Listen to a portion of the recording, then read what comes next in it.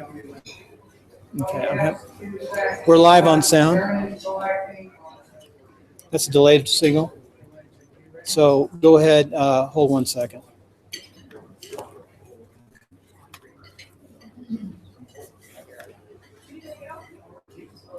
Bingo, you're live. We're live on the meeting. We're broadcasting over Stitcher Radio, iHeartRadio, and iTunes. And we're also live, video-wise, on YouTube. So everybody behave themselves. First thing we're going to do is Don Cavallo is going to lead us in the Pledge of Allegiance.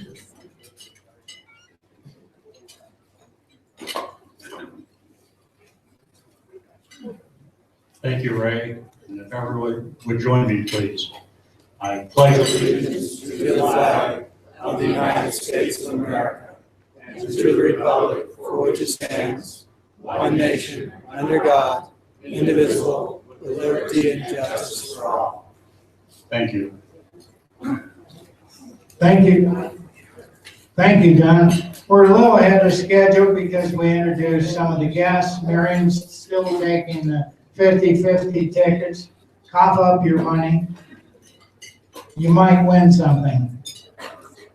With that in mind, for the members, you have to be a member in order to vote. Did each of you that are members get a slate of the candidates? I think everybody got their slate of candidates. If not, John Holman will pass them out. The slate is myself, John Holman. Gary Martin could not be here due to a business commitment. He had to go to Sacramento. Andre Gonzalez, stand up. Andre is the owner of La Voice newspaper. Tim Duvall, local business owner. Neil, I never say it right, in Sparks. And I'm not going to pronounce his first name, but Moby Ahmad. Where is he? That's the nomination so far. Is there any nominations from the floor? Any nominations from the floor? If that be the case, I'll entertain a motion that nominations be closed. Somebody want to put a nomination or who nominated? So moved. I got a second. All those in favor of closing nominations say aye. Any opposition? With that in mind, there's 6 people to be voted on.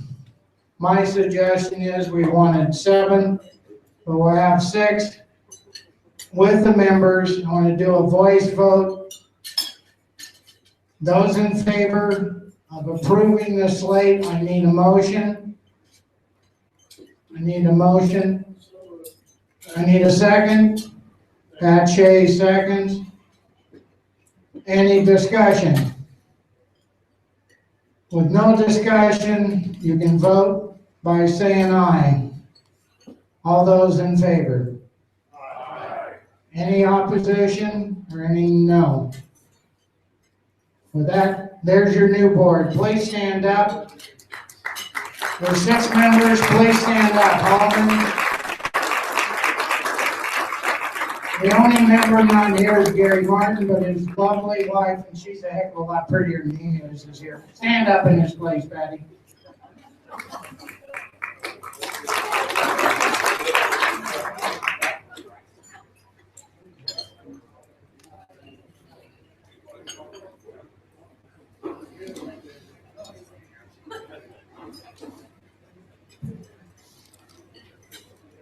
Go ahead and get your... Ray, dance. Go ahead and get your desserts. We're a little ahead of schedule. Try to have our speakers have a chance to eat their meal.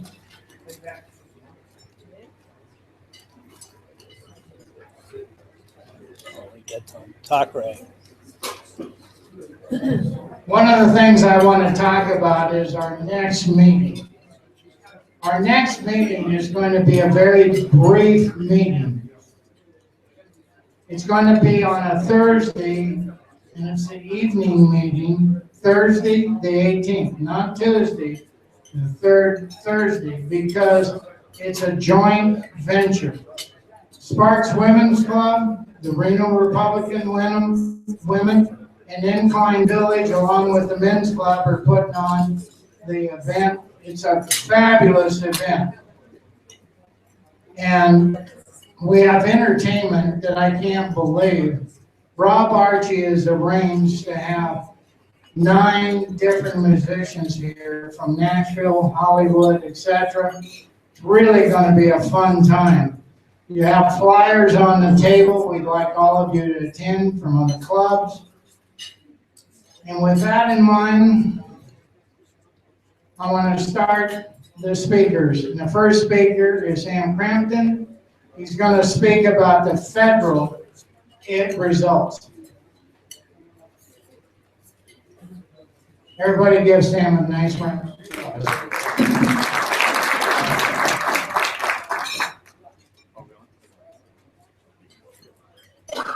right. Can everybody hear me? Yep. All right, wonderful. All right. First of all, I just want to introduce myself. My name is Samuel. I'm from Senator Dean Heller's office. I'm a regional representative for Senator Heller, and spent a couple of years at DC and came back home to Nevada here in Incline Village. And so I wanted to introduce myself and then kind of talk about what I'm going to go over.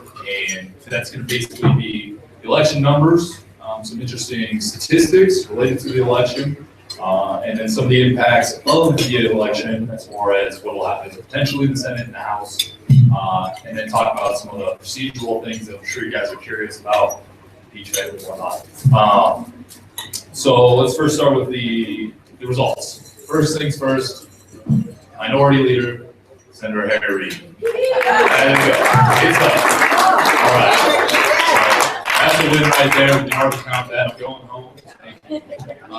No, but he is nominated Minority Leader. We currently hold 53 seats in the Senate, with the fourth being decided by Louisiana, Mary Landrieu as her opponent.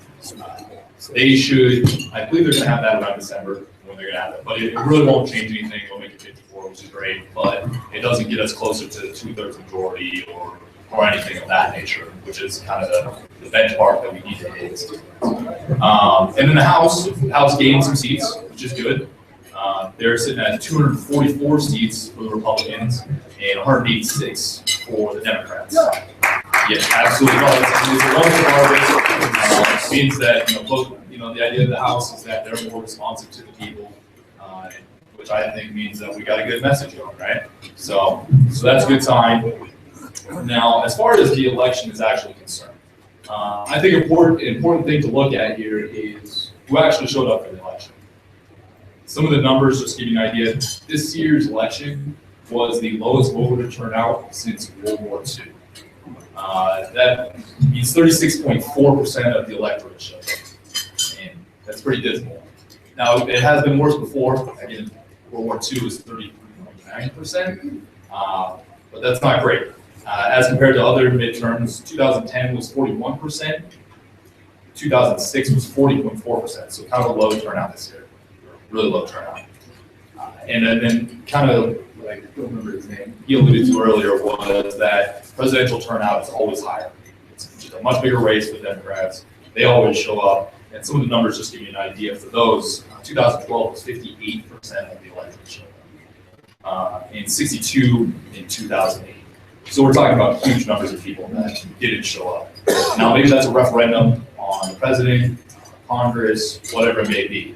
You can read into that as you will, but it still remains that we have probably a lot of work to do to make sure that those people that didn't show up come back and show up for us.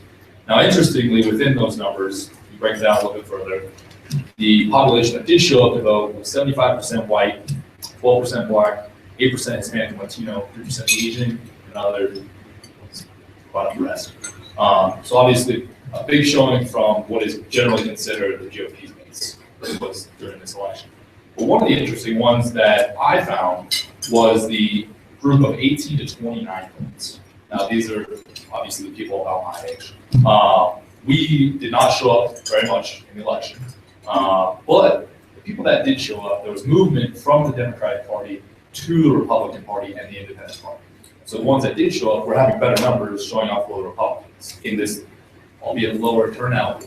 It was a better number, which is good. So it means we're doing something right. We need to look at that. All right, so now I want to talk to you kind of about, I had originally thought about talking about the path forward, some of the stuff that Boehner and McConnell had talked about for their plans for the Senate, seeing as how their majority leader and the majority leader and the Speaker of the House. Seems like they would be the people that would know.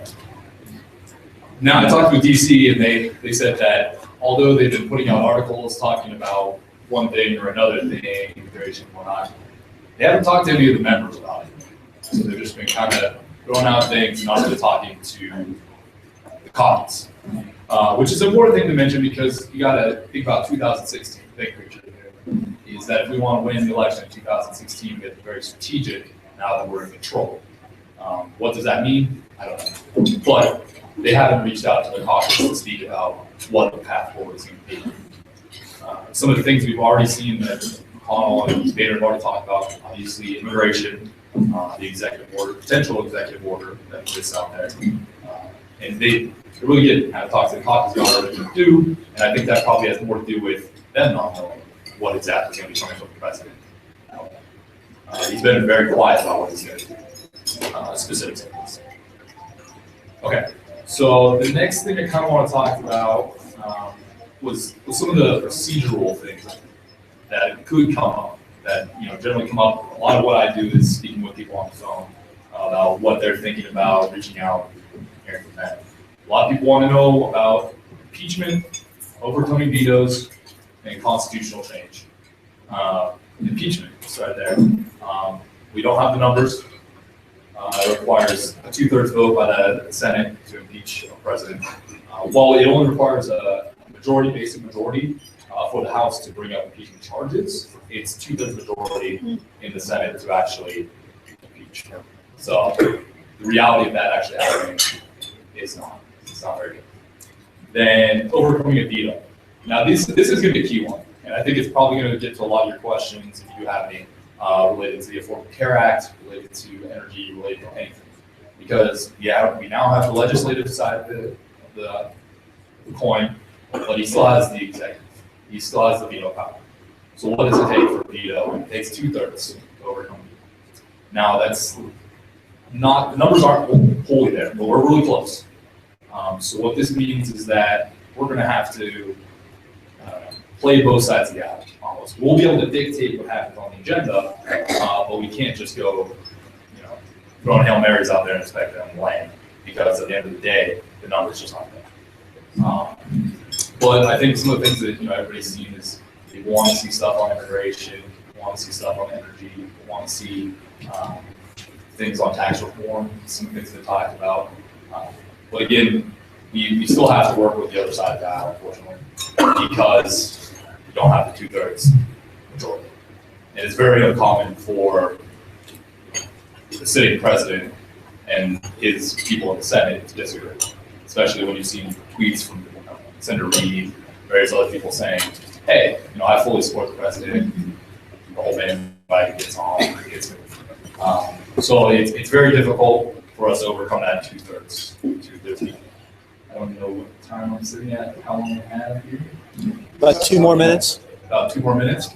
Okay, well, maybe I should field a couple of questions. Oh, we're gonna do questions afterwards? Okay, well, I perhaps talk to you about some of the things that happened with Senator Heller that'll come up this week. Keystone XL pipeline, that's coming up this week. I'm sure you guys have seen plenty in the media about it. It's very close. It seems, according to the best sources I have, they're sitting at about 59 votes, and they need 60 to get to get over procedural humps and get straight to the vote. Now, that's good in my mind. That means that's something that wasn't going to happen before the election, but all of a sudden we're talking about it.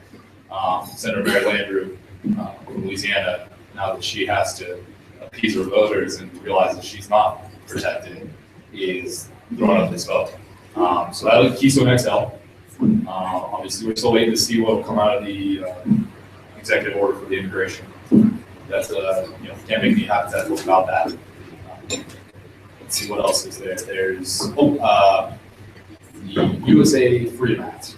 This is one that's been big for my boss, which is basically a collection of phone calls by NSA on Americans. And we've been pushing very hard to get it so they can't do that without specific warrants and transparency and all that. So that could come up this week. We're trying to get the 60 votes necessary again to make sure that goes forward. If not, it'll be kicked down into December a little bit. And we don't know exactly what the schedule will be like in December. Recently, Senator Reid has decided that, now that he's going to be minority leader, he's just opening the floodgates for all legislation. So anybody that wants to put an amendment on the floor is able to put an amendment for it, which is good. I mean, we all get our voice, but it doesn't really make anything happen. So, it's just, I think it's kind of a way of saying, hey, thanks a lot, have a great day. And those are kind of the big things that are happening right now. I'm sure you can answer more questions once we get to them. We're going to have question and answer after all three speakers. Thank you. Thank you, guys.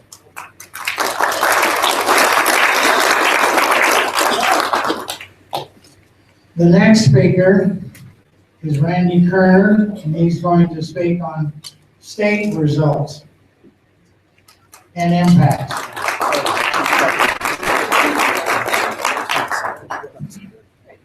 Thank you very much. Short name, Landslide Kirner. I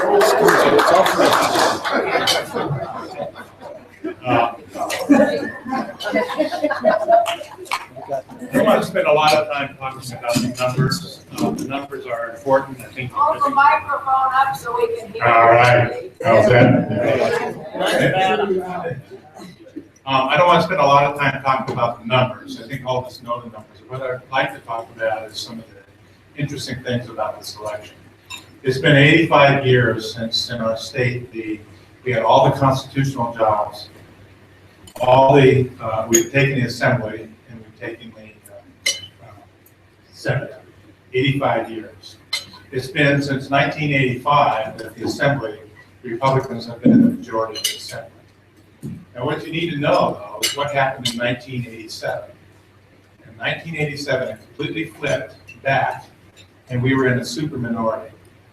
So when we talk about our agenda in the Assembly, we're very cautious.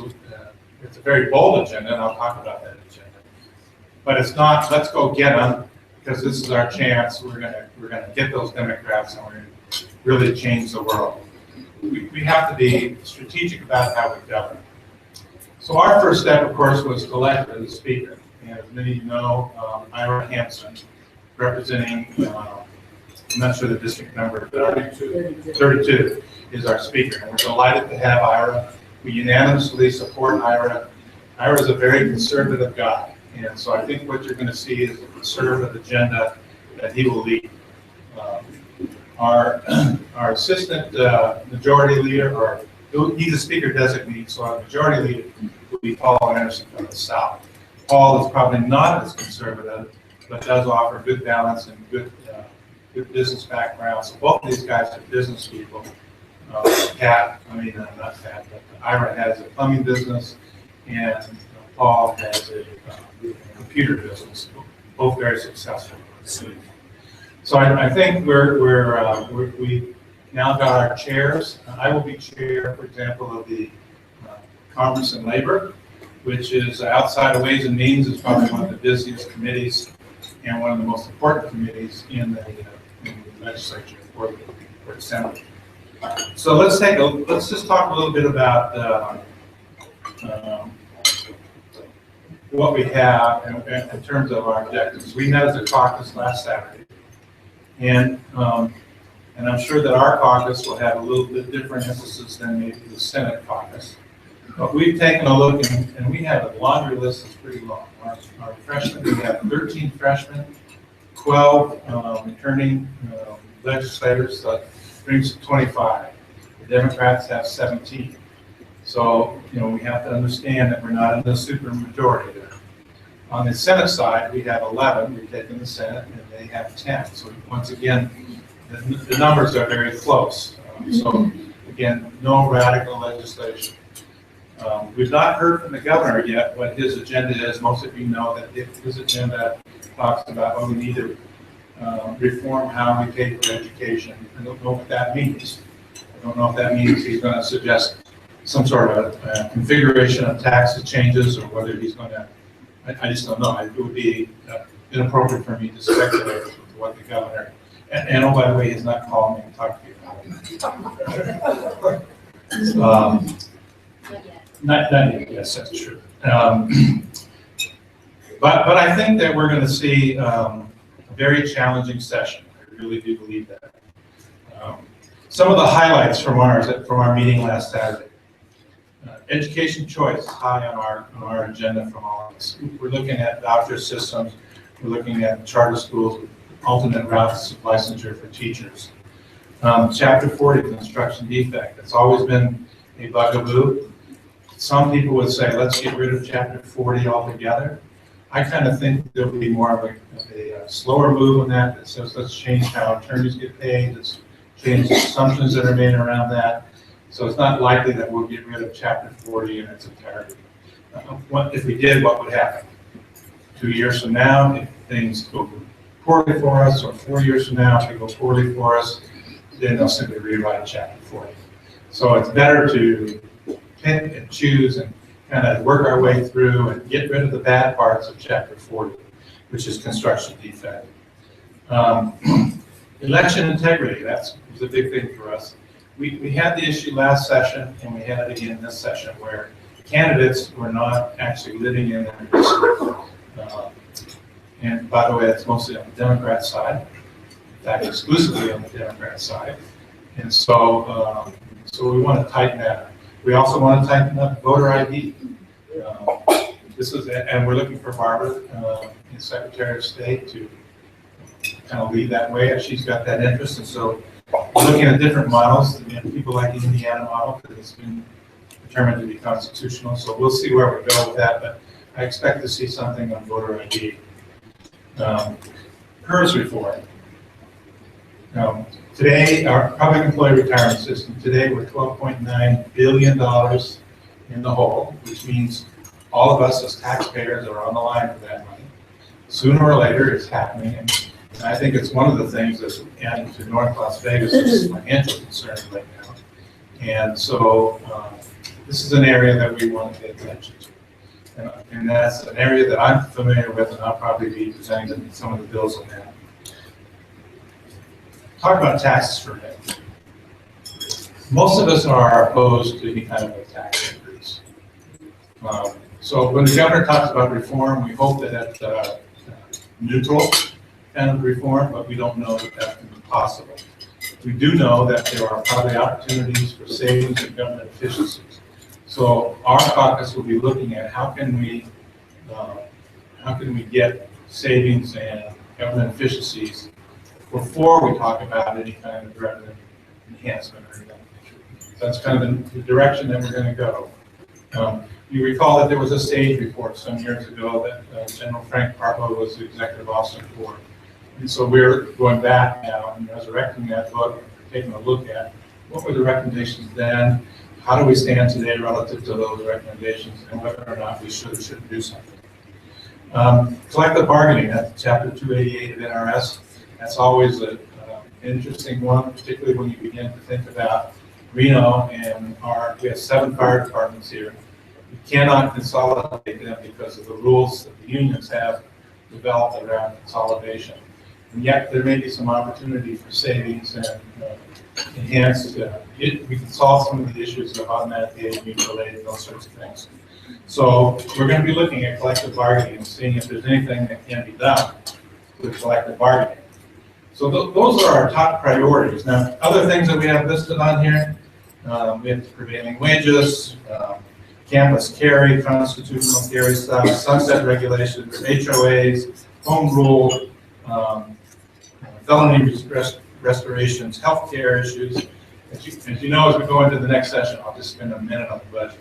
We're going to enter the next session about $200 million in the hole because net proceeds of mining and it's called DSA, distributed school account. The number of kids that are sitting in seats is higher than we anticipated. So we're going to end the session $200 million in the hole, which means to make that up, it's another $200 million, so that's $400 million before we've done anything. And I know the governor is going to talk about mental health. I know that we have Medicaid coming up in January of 2017, where the subsidy drops from 100% to 95%. We know that we have discussions on the second medical school, whether we do need it or don't need it. We have K-12 funding. So we have lots of issues that are on the table that all seem to have a price tag attached to them. However, as I said, our caucus wants to take a conservative approach to those things and wants to push back as much as we can on raising, any kind of initiative to raise revenues. Although I don't know how we're going to get out without some kind of recommendation from the government. And because I don't know what that is, it's hard to comment. That kind of brings us up to speed on what's happened in the state. 25 of us are in the Assembly. 11 of us are in the Senate. We control both those. We do not have enough for 2/3 votes, but we have enough to control the agenda. Our committees operate on the Mason's rules. And basically what that means is, as a chair of Commerce and Labor, I can decide whether I want to hear a bill or not, all by myself. Obviously, I'll pay attention to what the speaker has to say, his recommendations, and so forth and so on. I've got an excellent committee. We've taken a look at the committee membership. It's a really fine committee, both on the Democrat side and on the Republican side. So I'm optimistic about the kinds of things that we'll hear and what that may need to the state. So thank you.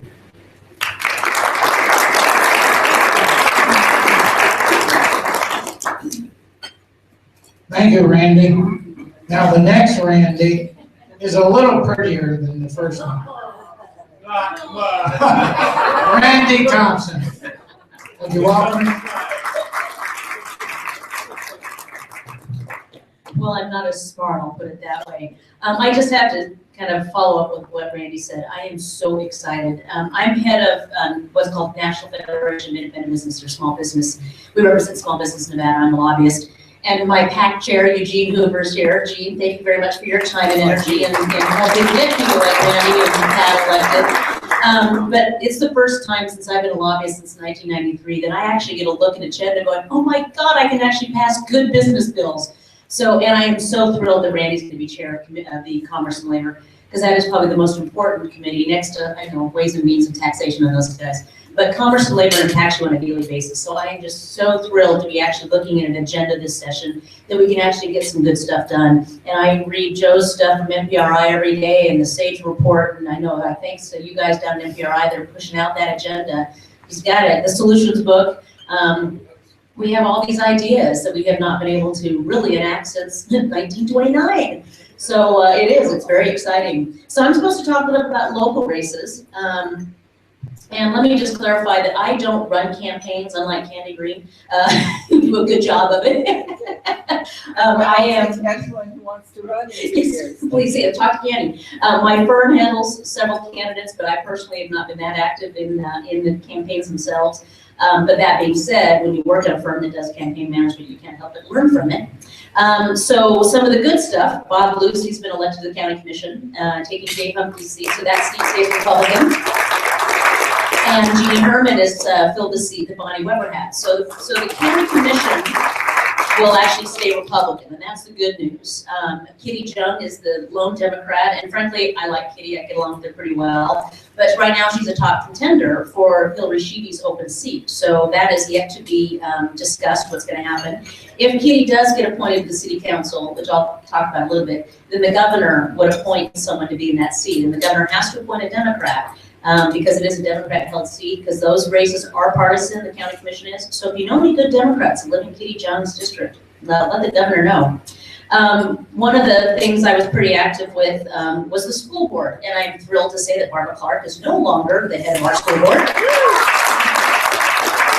And I'm excited that Veronica Frankel has taken over the position that was held by Estella. I'm sorry to lose Estella, she was a very sound member. And then we do have, this next Tuesday is the potential appointment for Dave Iazzi's seat. And the leading contender there is Angie Taylor, who I've spent a lot of time with. I actually worked for Angie Taylor when she was at the UNR, and I think she'd be a very solid person on that board. So with those 3 seats in our school board, we hope to restore some sanity. I've been very active with Perry DiLoretto and his group on looking at a recall, and I'll just quickly recap that a recall really would not make sense at this point. I think our focus really was on getting Barbara Clark defeated, and then looking in 2 years to put up someone against Lisa Ruggiero, as well as Howard Rosenberg. Those are the 2. Those between Howard, Lisa, and Dave, those were the 3, pardon my pun, shit-stirrers on our board. And now 2 of them, well, one of them is gone, and I'm hoping the other 2 will be somewhat neutered until the next time. So, and so at this point, we're going to be looking at that. And so be thinking, if you want to go on school board, we need some good people to run for school board.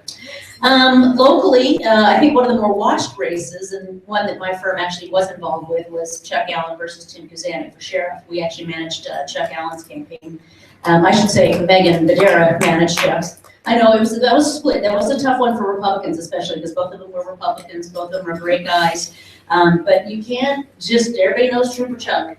And I can't say, we may have run a good campaign, but that was all Chuck Allen. That was really not our campaign. Chuck ran a hell of a race. He was outspent almost 5-1. So even though I'm born and raised in politics and I know that money talks, it was nice for once to see a race where money didn't win. So he spent about $170,000 and Tim spent over $500,000. So that was a huge race for someone like Chuck Allen to win, was a biggie.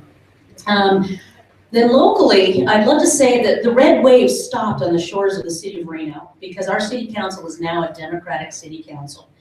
And while I can slap around Sam Kumar for not doing much to help Bonnie Weber and Elisa Caffaretta, I will say that, frankly, it was the business community, of which I'm very active in. The business community has sat on its hands in the city council for the past few years, and we are now much more motivated. The Ty Cobbs and the Perry DiLorettos and the Rick Rodilios of the world, we're all kind of going, okay, we've been asleep at the wheel. And a young man named Riley Sutton, who is essentially a counterpart to me, is now controlling that city council. So whoever is going to be taking Hillary Sheedy's seat is going to be someone that Riley Sutton says, okay, you guys, that is going to be the successor. Riley is a political operative for the Democrats, very close to Debbie Smith, very close to Naomi Dewar, Paul McKenzie. So he's actually the one that ran those races for those city council folks. So the leading candidate, which Randy and I were kind of cracking up about for Hillary's seat right now, is David Bobsian, who last session, David Bobsian, Assemblyman Bobsian, was chairman of Commerce Committee. Now he's in the minority, and I don't think he wants to be there anymore. So he's gonna take his marbles and go home and try to become a city council member, so it's kind of funny. So between he and Kitty Jung and Doris Silver, those are the 3 contenders for Hillary Sheedy's seat. I've met with Robert Avery, who is very interested in that seat, but I don't think he has a chance, so I'm hoping to get Bob to run against one of the candidates next year, next session for the city council. But we do have a blue city council, and I think what you're going to see there is some interesting changes, specifically collective bargaining. You have Hillary Sheedy, well, we actually call her Jessery because it's Jessica and Hillary together, because it really is Jessica Sfrazza's seat. She has a spare office now. I think they're going to set up a second desk, I think, at Hillary's office for Jessica. But she is really the one that is dictating the agenda for the city council. She's the one that got Hillary to run. And they are very close to the fire unions. So I hope Randy and the legislature can make some changes to collective bargaining, but the irony in that is, will the city council actually enact those changes? You're probably going to see the ballpark subsidy reduced, if not taken away.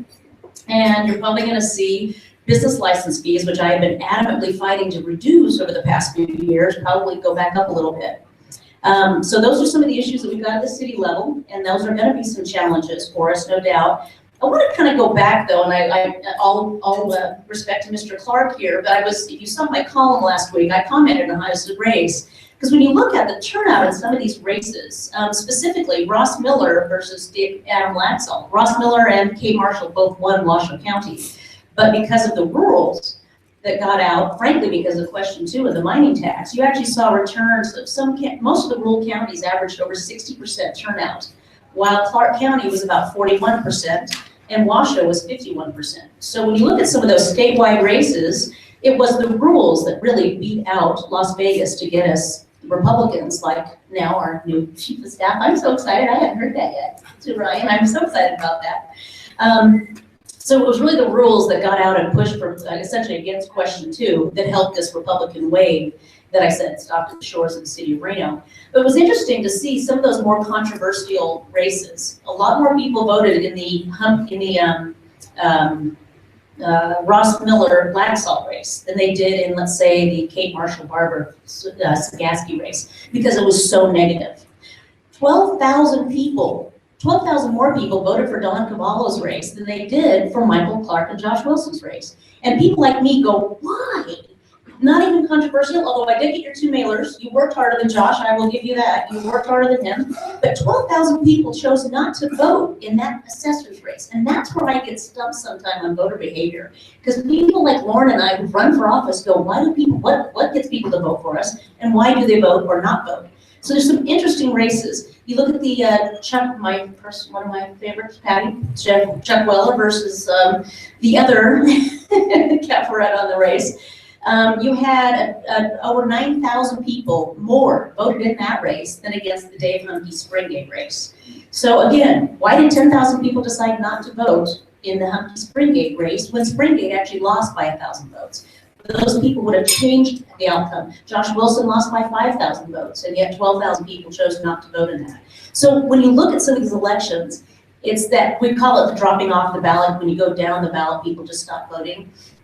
And I thought it was interesting to read Sheila Leslie's article last week in the Reno News and Review, which I seldom read. It's kind of like reading Corey Farley, and I can't stand it. But she said how she even chose not to vote in some races.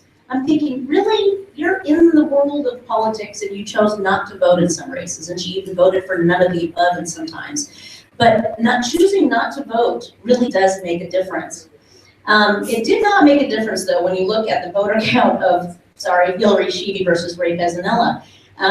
Hillary won by over 20%. That was one of the more interesting races, and Hillary was much different than Ray Pezzanella. And I personally love Ray. I've known him all my life. I'm a Lions Club guy with he and my dad were in a Lions Club together. But that is going to make a difference. If you'd only made that point of a vote for me is a vote for her because she stays on the city council, I think a lot more people would go, oh yeah, it's a twofer. We're used to 2-for-1s in this town. So there really are some dynamics that took place in Reno that really didn't mirror what was happening statewide. And that really was, the Democratic Party was much more organized than we were. The Democratic Party put out a slate for all their candidates. We were not as active as we should have been locally. And believe me, people like me are going to remind you guys in going forward in the next 2 years, the importance of the men's club and the women's clubs, the importance of our party structure and of getting out the vote, especially for those local candidates, because folks, potholes make a lot more impact on your life than, frankly, a pipeline in the middle of the country. Yeah, we might get lower gas prices, but every day we're going to beat up our cars driving over potholes. So what happens locally really does matter. And I get so frustrated when I see people drop off by the time they get down to a county commission race or city council race.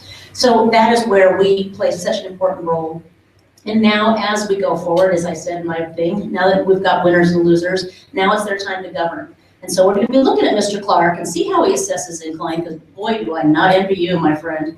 That'll be a challenge.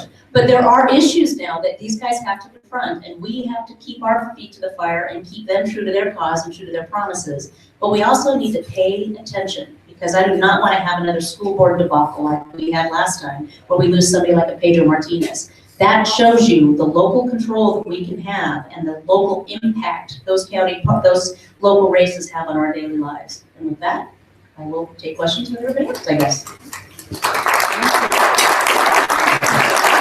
All right, now it's open for questions. We have a floating mic. Please use the mic. You can ask any of the three of them. But when they do answer, if you come up here.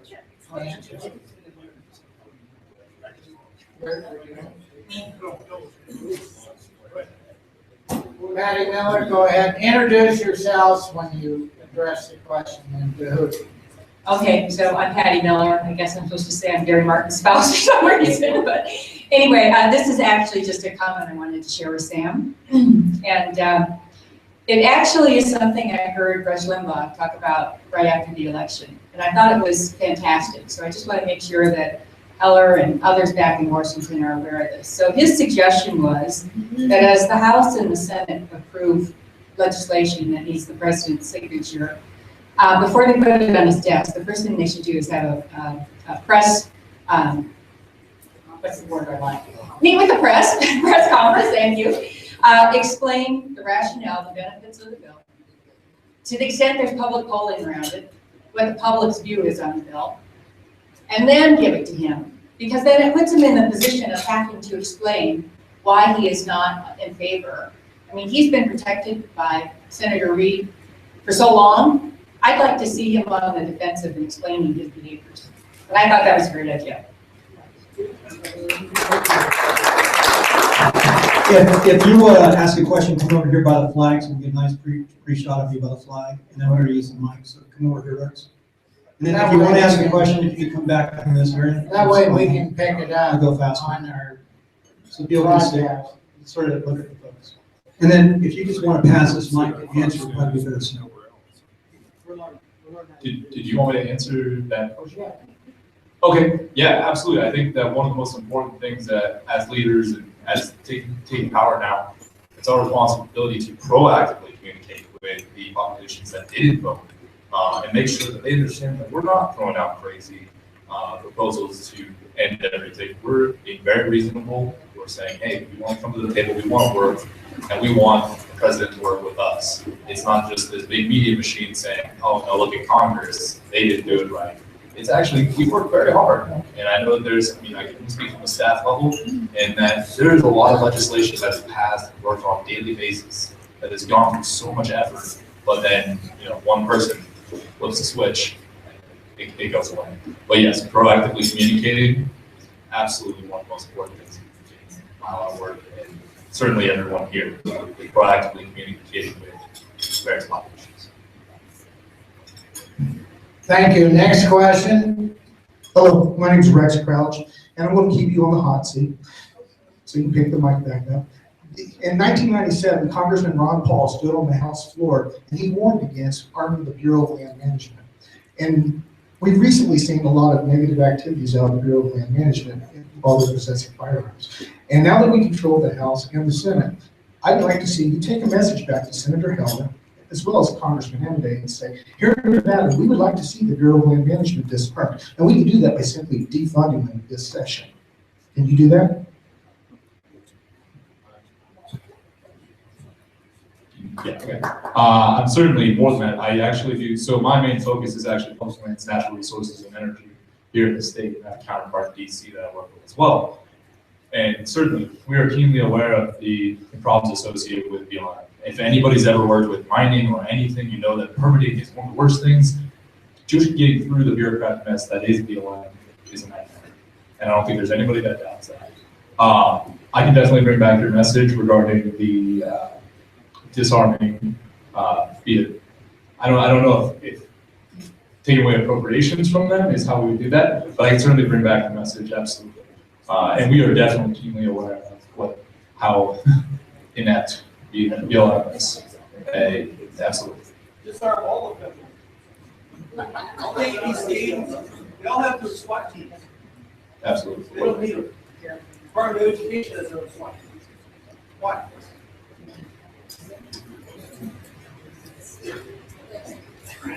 Well, I so appreciated Randi and Randy's presentations and what a difference the majorities will make in both of them. It's so exciting.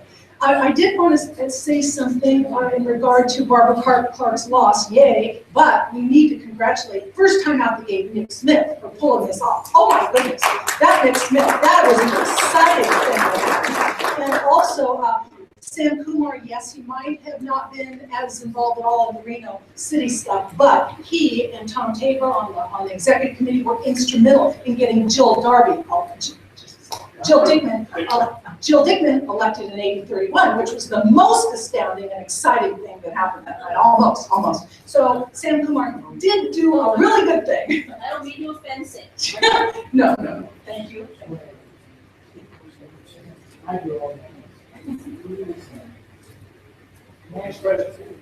This isn't really a question, it's more of a statement. You know, the politicians, you all get inside there and you say, hey, we're gonna get rid of Obamacare, we're gonna get rid of this, we're gonna do this, we're gonna do that. But then you come here and you listen, oh, we don't have 2/3 vote, so you roll over and play dead. When you go out and talk to people out there, they say, what the heck have you done? You haven't done nothing. Even if you lose, you've tried. If you don't try, you're never gonna win. Thank God the baseball, the football, the basketball players don't figure that way, because we wouldn't have that.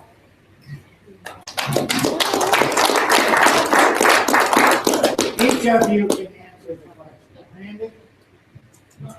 Either. Well, I mean, certainly, I don't want to make anybody think that we're not going to be pushing forward with an attempt to repeal Obamacare, but there also has to be a pragmatic reality of how our democratic system works. And absolutely, I mean, Senator Heller, we've been on the front line of pushing against Obamacare since it was first enacted. Like, we've been there, and we've been trying. We were a part of the group that shut down the government last year in order to try and get leverage on the president. But unfortunately, these things don't, like, it just doesn't work because we don't have the capacity with numbers and whatever to make it happen. But I don't want to disparage the activity that we've done here because we're making gains towards that, and it gives us a different opportunity to leverage and go for smaller portions of the Affordable Care Act. Say, I mean, this is just some of the things you've probably read is like going after the medical device tax, going after the individual mandate. But now that we have the majority, we can sit on the other side of the table and say, hey, look, you're not going to get anything from Congress unless we can just start whittling away. And I mean, I just wanted to convey that it's not going to be a full, immediate first thing out the door. It's going to happen. It's just not a number reality. It's not like that. But what has changed is that we can start coming to the table. We can start actually negotiating. We can't put up a block and say, hey, no, I'm not accepting any amendments.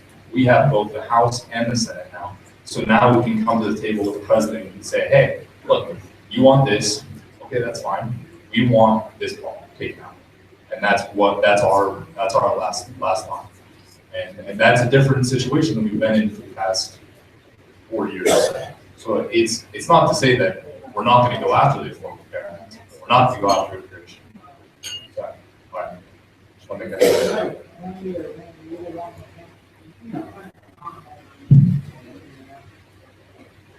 Yeah, for us in the state, we've got both houses and we've got the governor. So I think we have a real opportunity to do good work.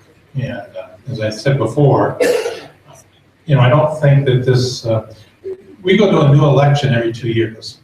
I don't think this is the time for us to say, okay, we're going to wipe out everything, because one legislative session cannot bind another legislative session.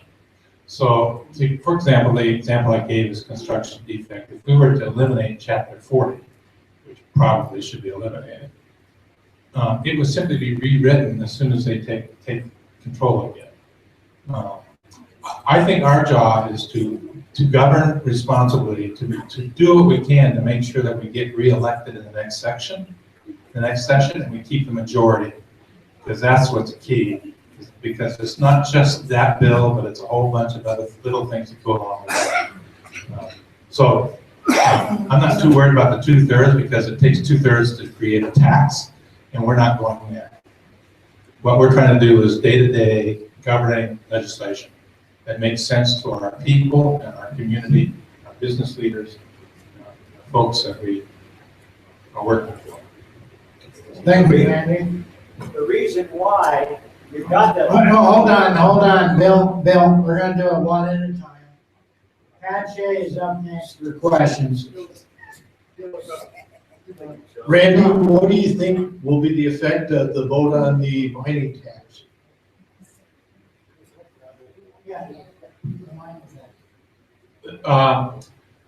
Actually, I did not, I voted no on question 2. I was in favor of keeping it as part of the Constitution because I think to take it out of the Constitution would have actually hurt the rules majorly. I talked to Pete Kokichi about that at length. And I thought it would also hurt the state. I'm not sure where we'll go with it, where we'll go going forward.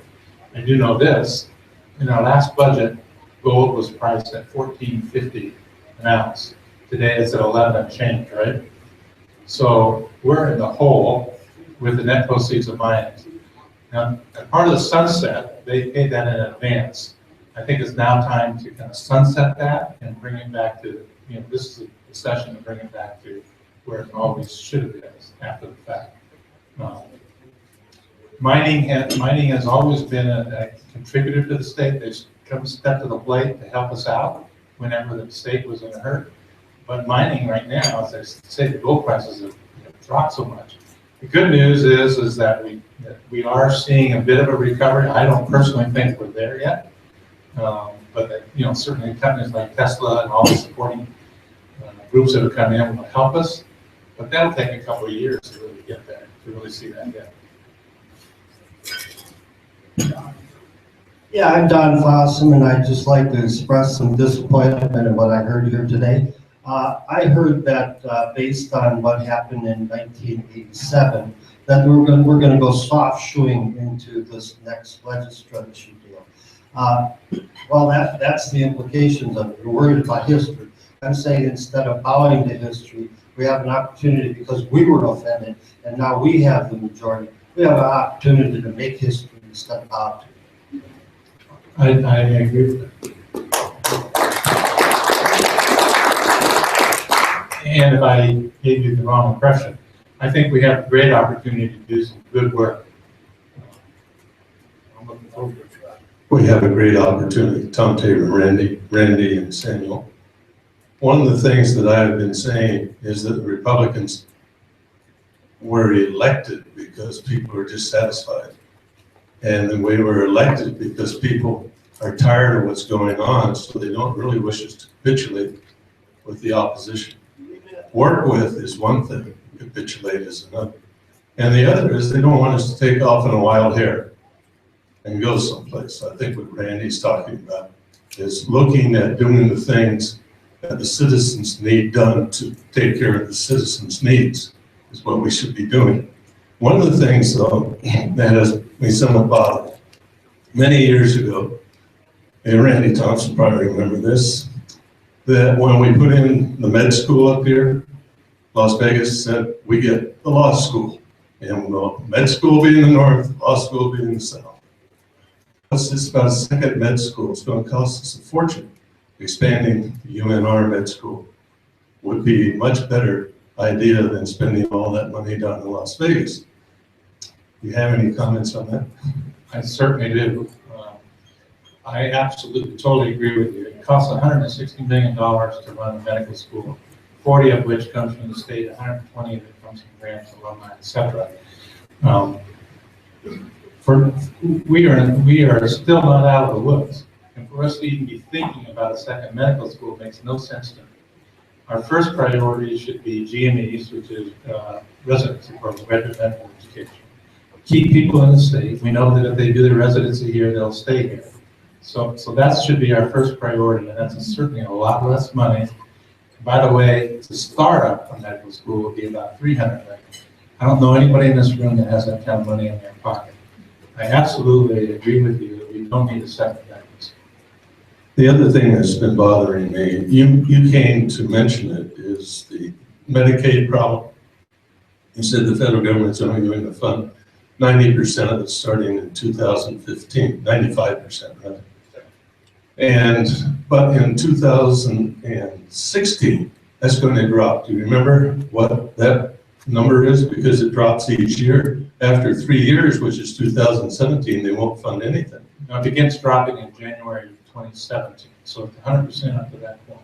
So in our next budget, 18 months will be at 100%, and then 6 months will be at 95, and that's when it begins that down slide to 90. But it still is a problem that's going to have to be started to be considered by the legislature, is what happens in 3 years or 4 years when we lose all funding from the federal government. It's a huge problem.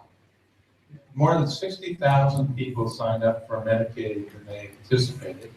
The scariest statistic in that is that 22% of our citizens are at 138% or below, 138% of poverty or below.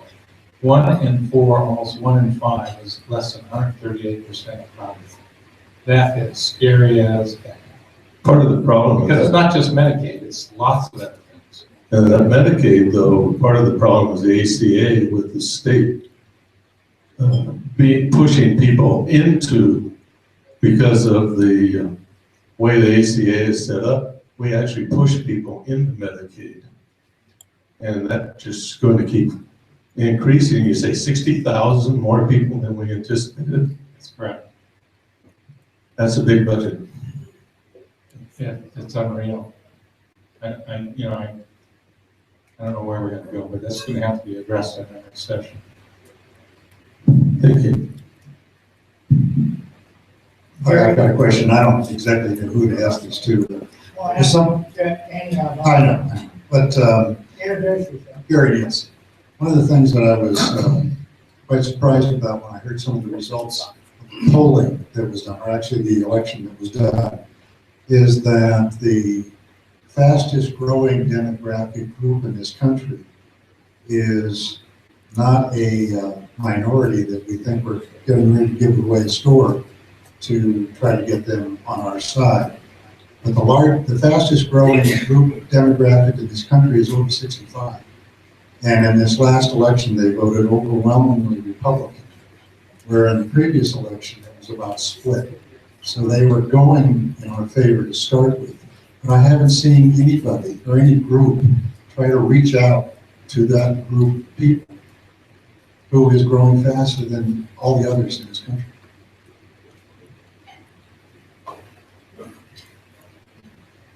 Well, I think this kind of gets back to the question we had earlier about proactive outreach and working to, proactive outreach and working with groups in the community to make sure that they get to the polls and that we're hearing from them.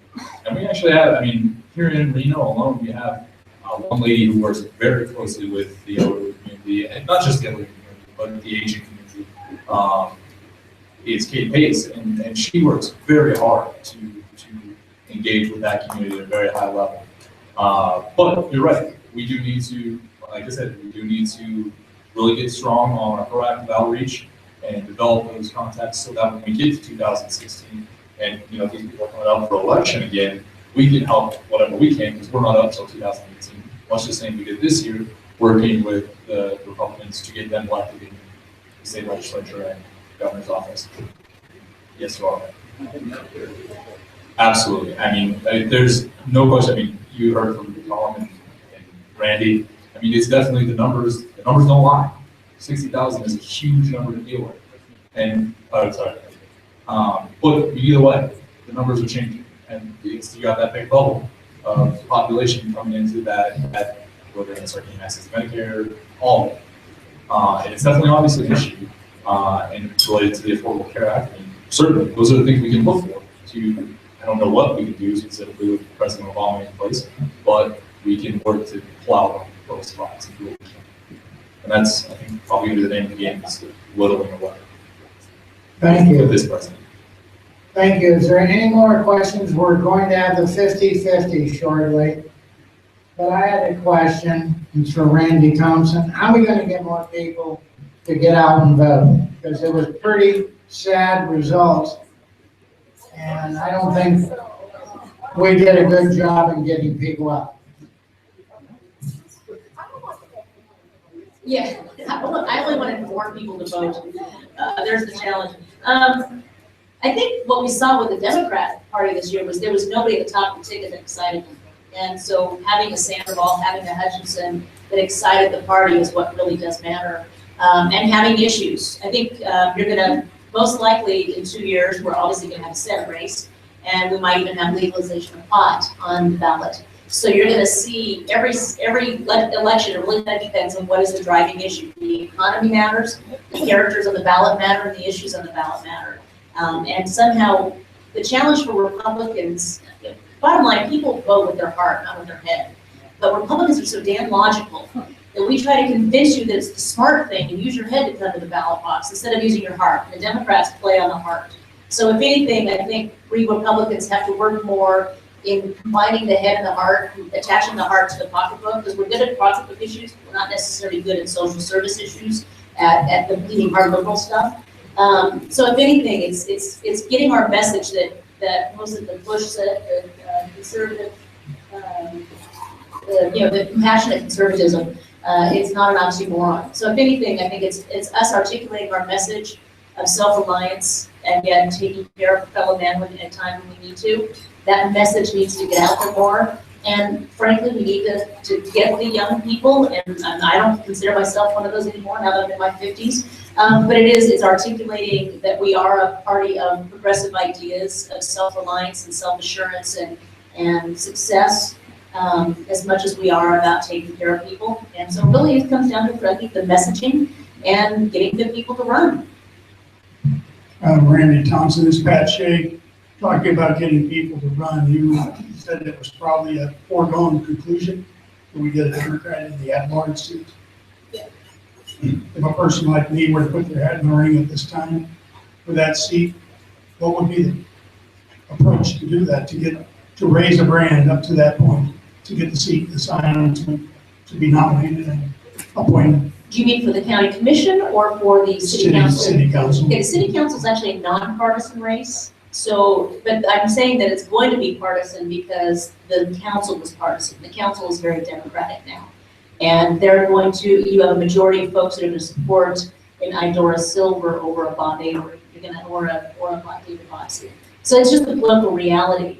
One of the things I've always advised candidates to do is before you run, get your name out there and start doing stuff in the community, get involved in the community, get a column in the Gazette, get active in the men's club, get active in a charity.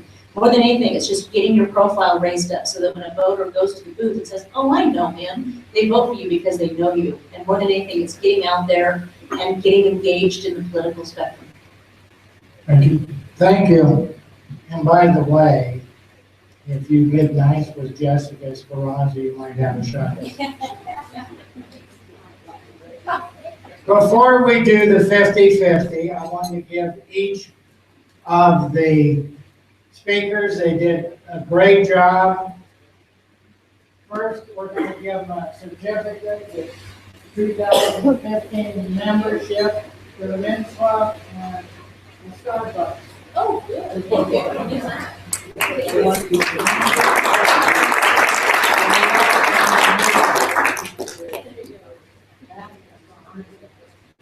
But now we'll do the 50-50. Larry Vaughn, the president of the Republican Women in Reno.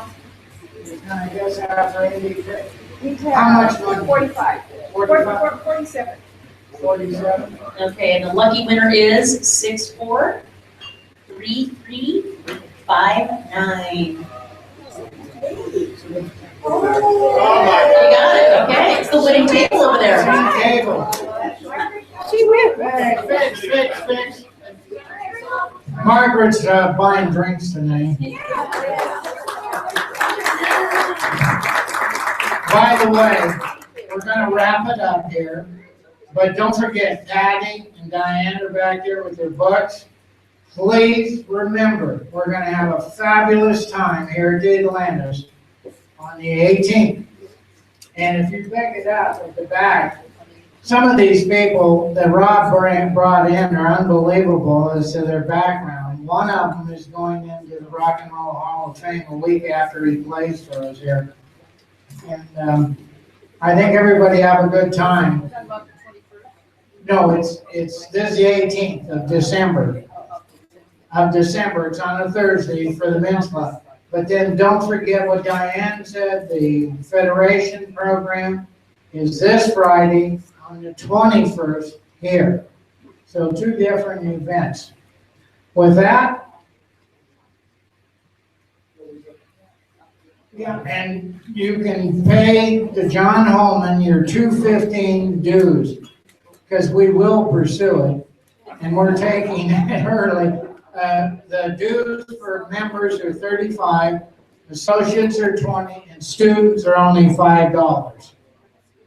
Associates $20, regular voting members $35 for the whole year, $5 for students. With that in mind, we'll see you at the Christmas party. There won't be any meeting except I open it and close it. We're gonna have fun, dancing, drinking, and Sandy's gonna dance on the tables. Promise? There we go, there we go. Thank you for coming. Yep, happy Thanksgiving.